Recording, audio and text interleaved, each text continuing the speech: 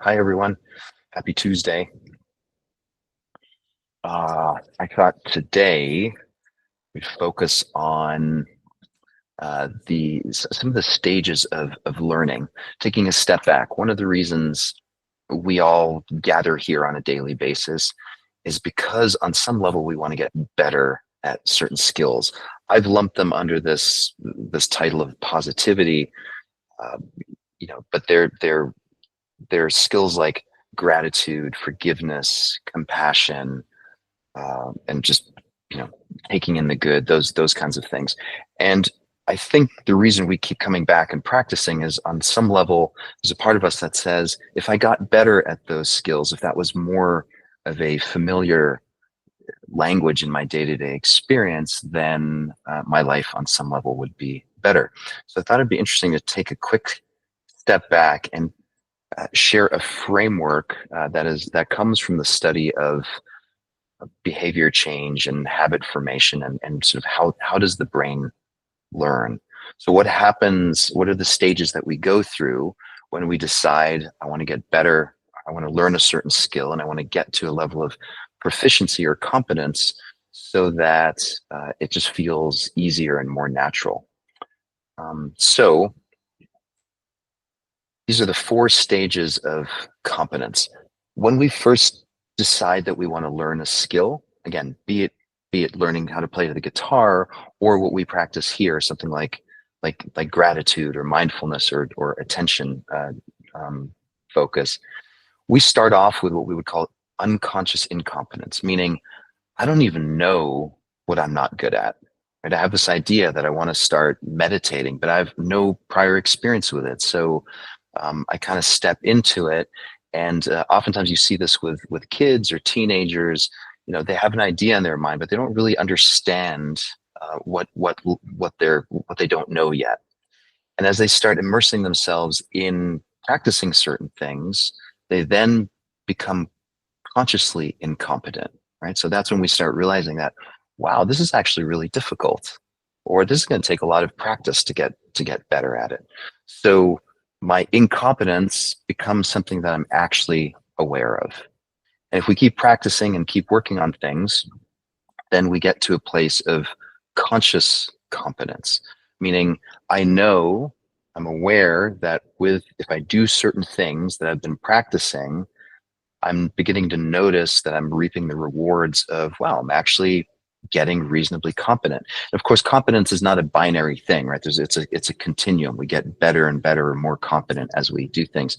But this idea of becoming consciously competent is a really key stage that we get to. And if we keep practicing these skills, then at some point we become unconsciously competent, meaning at some point it's just so normal that we don't even really notice that we're doing that skill really well.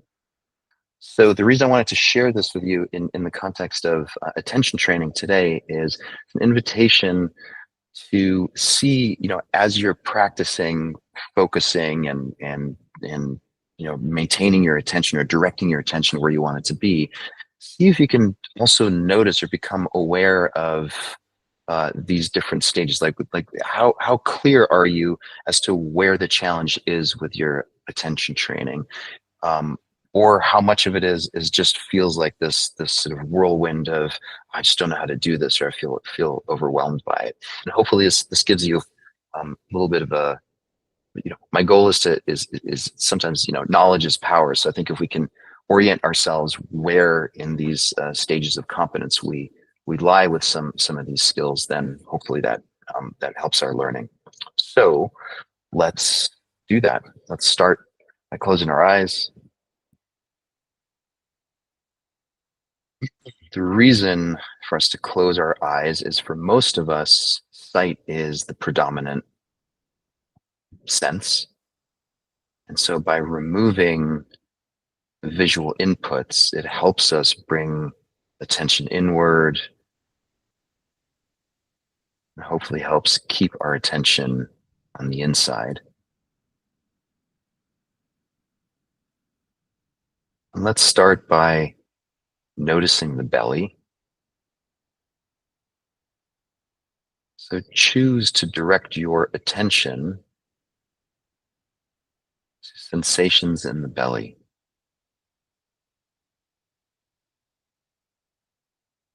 Noticing any sensations on the inside of the belly,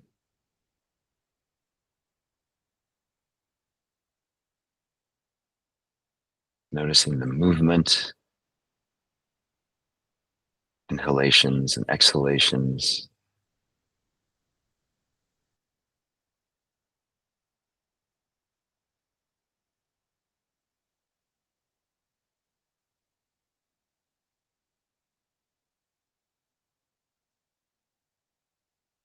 noticing where the front of the belly curves around and connects with the back. Maybe explore the belly from coming in from the back, the spine.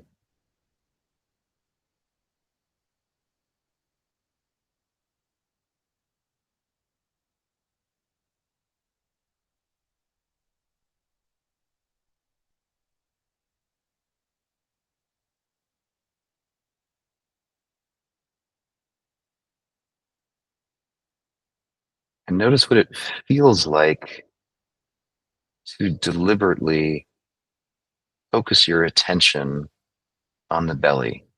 What's it like to choose to do that?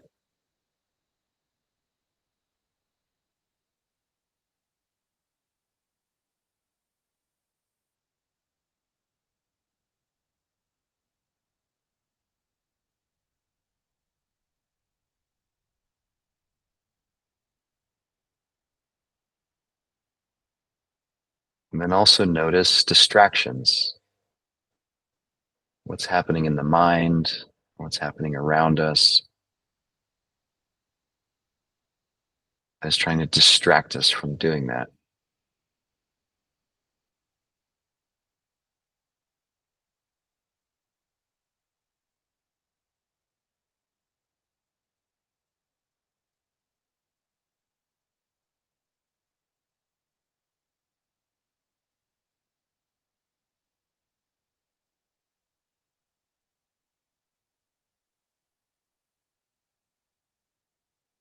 And it's very normal. In fact, it's to be expected. At some point, our attention will get hijacked by other thoughts or noises around us.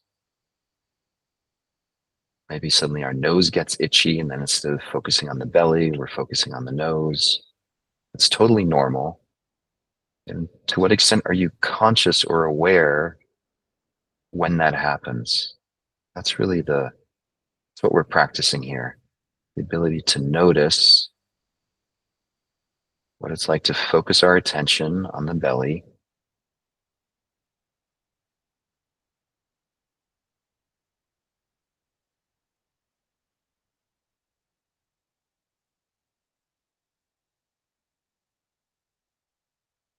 and then staying aware that at some point the brain, the mind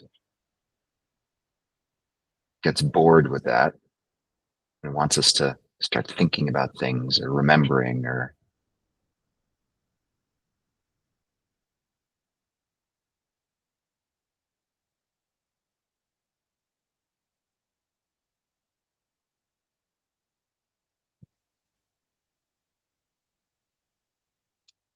reorient your attention to your hands. So away from the belly, focus that spotlight of attention on your hands, noticing temperature, sensations,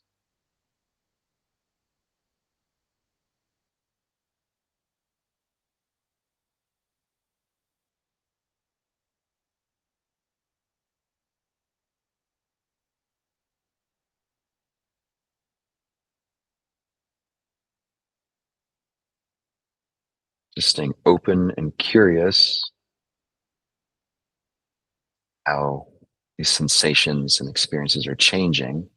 Nothing static, just choosing to keep the attention on the hands.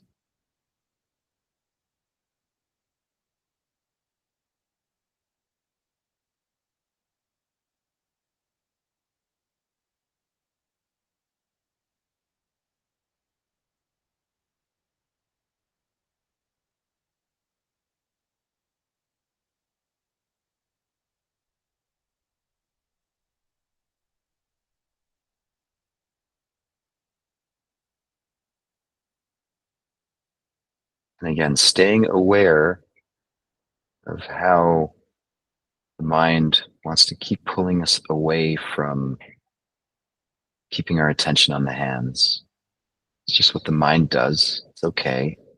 The goal here is to simply notice or be aware when this is happening so you can make a choice as to where you want your attention to go.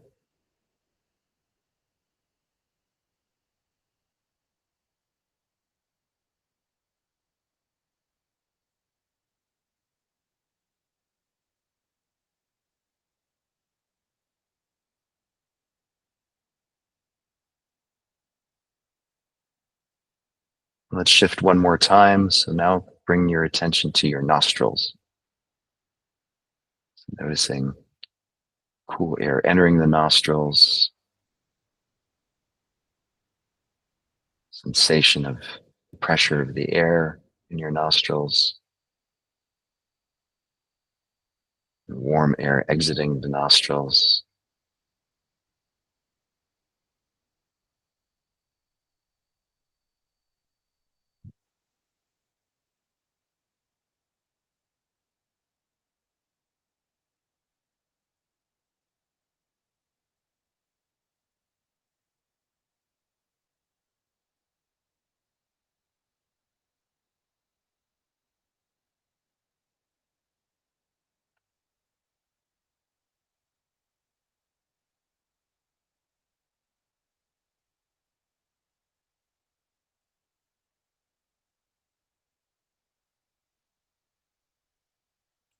So familiarizing yourself with the experience of intentionally focusing your attention on an object of your choosing.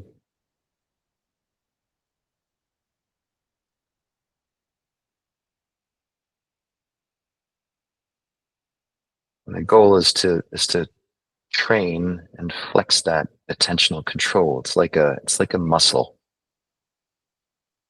And it's not necessarily that we want to get really good at noticing the cool air in our nostrils or what our belly feels like, but it's like going to the gym, practicing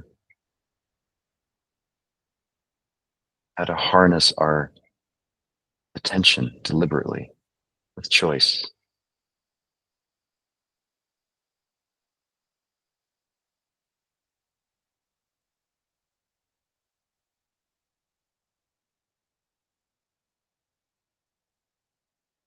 Take a deep breath in through the nose,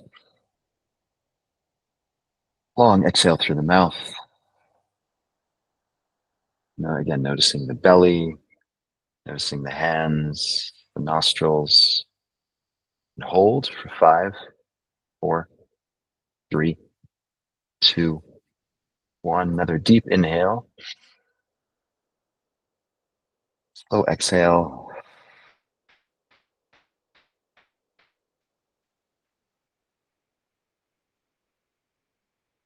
Hold for 5, 4, 3, 2, 1. Go ahead, open your eyes. And notice how as soon as you open your eyes, there's this whole flood of distractions that come in, right? So see now if even with open eyes, you can still focus your attention on the belly and the hands and the nostrils. And again, just a reminder, the goal here is not to develop competence at necessarily focusing on these different body parts, but it's our attention when it comes to depression and anxiety or any compulsive behaviors that we have. It really, what's happening there is our attention is getting hijacked by these strong conditioned sensations in the body and in the mind, and it just hijacks our attention, and before we know it, we're ruminating or we're suffering because we're believing certain things. And so the ability to reclaim where our attention goes is a kind of superpower, and it's a competence that we can become more and more deliberate and conscious of as we practice this. So hope this was useful. Hope to see you tomorrow, same time, same place. I'll stick around for a few more if you want to touch base. Take care, everyone.